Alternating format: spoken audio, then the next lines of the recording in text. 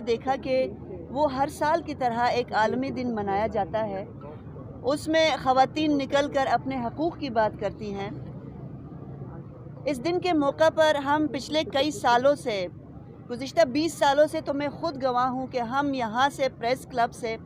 اپنا مارچ کرتے تھے اور کبھی چائنا چوک اور کبھی ڈی چوک پر پہنچ کر اپنا ہم واک ختم کرتے تھے انتہائی پرامن طریقے سے۔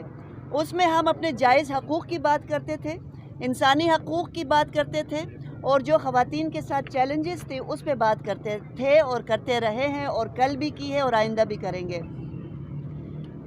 مجھے یہ بتائے کہ اپنے حق کے لیے احتجاج کرنا کیا ایک غیر آئینی فعل ہے جس کی ہمیں سزا دی جا رہی ہے؟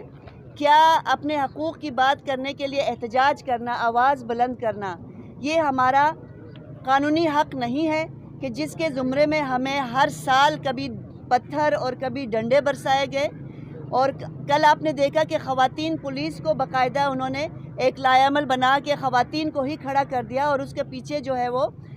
ڈنڈا بردار پولیس مرد کھڑے تھے جو پش کر رہے تھے باقاعدہ، اور ہماری کوئی 15-16 خواتین کل گری ہے۔ اس میں ہمارے ساتھ بوڑھی خواتین بھی تھی، پریگننٹ خواتین بھی تھی، اور ویمن ود ڈسیبلٹیز بھی تھی، جن کو انہوں نے پش کیا اور سڑک کے اوپر گرایا۔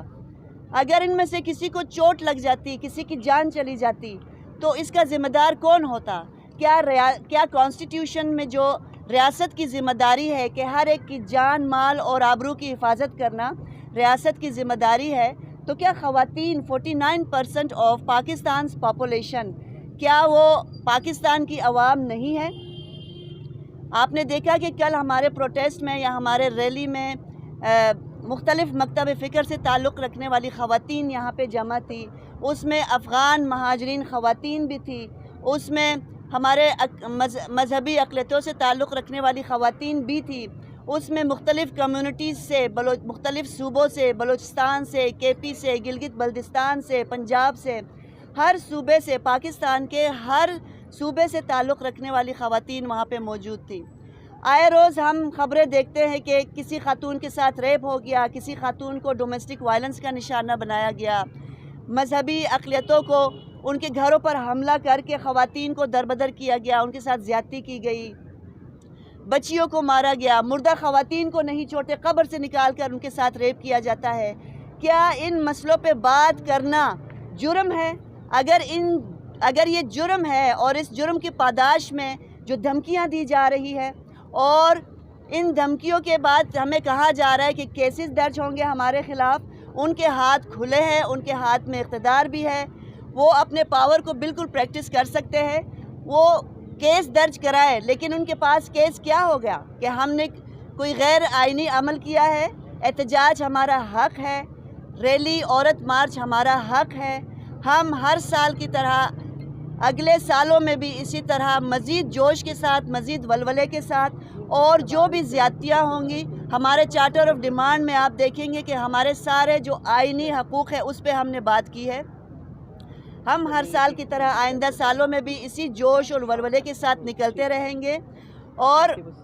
سوال یہ ہے کہ جب ہم آئینی طور پر پروسیس کو فالو کرتے ہوئے این او سی اپلائی کرتے ہیں، اور آپ اس مسئلے کو لٹکا دیتے ہیں اور این او سی نہیں دیتے، اور آپ حیا مارچ کی خواتین کو این او سی دے کر ان کو اجازت دیتے ہیں کہ وہ ڈی چوک پر جا کر اپنا مارچ کریں، تو یہ فرق کیوں ہے؟ یہاں پہ جو با اختیار خواتین بیٹھی ہے اپنے حقوق سے آشنا، اپنے حقوق، نہ صرف اپنے حقوق بلکہ ملک بھر کے خواتین کے حقوق کی یہاں پہ بات کرنے والی، ان کی نمائندگی کرنے والی خواتین یہاں پہ جمع ہوتی ہے، تو ان کے خلاف یہ بڑے ہی اوچھے ہتھ کنڈے آزمائے گئے۔